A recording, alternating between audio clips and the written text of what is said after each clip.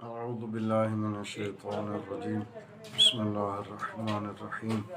اللہم صلی علی محمد وعلی محمد وعجل فرجہم۔ بحار الانوار اور مستدرک الوسائل میں امام موسیٰ کاظم علیہ السلام سے ایک روایت بیان کی گئی ہے کہ افطار کے وقت کے حوالے سے، جبکہ یہ وقت انتہائی اہم وقت ہے، دعا کی قبولیت کا وقت ہے،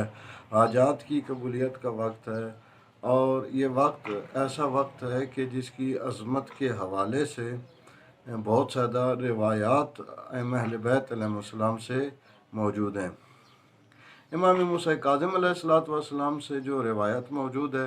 افطار کے وقت دعا کے حوالے سے اور اس دعا کے اجر و ثواب کے حوالے سے، امام علیہ السلام ارشاد فرماتے ہیں اذا امسیت صائما فقل عند افطارک، کہ جب آپ نے روزہ رکھا ہو اور آپ افطار کرنے والے ہوں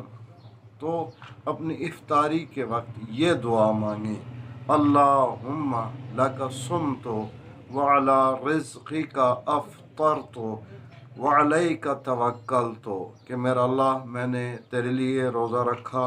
اور تیرے رزق پر افطار کر رہا ہوں اور تجھ ہی پر بھروسہ رکھتا ہوں۔ جب یہ دعا مانگے گا تو اللہ اسے کیا اجر عطا فرمائے گا؟ امام علیہ السلام فرماتے یکتب لک اجر من صام ذلک الیوم،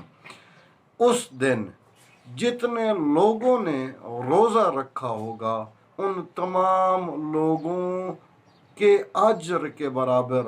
آپ کو اجر عطا کیا جائے گا۔ اس ایک دعا کے پڑھنے کے سبب اللہ تعالیٰ تمام روزے داروں کا اجر آپ کو عطا فرمائے گا۔ اللہم صلی علی محمد وآل محمد وعجل فرجہم۔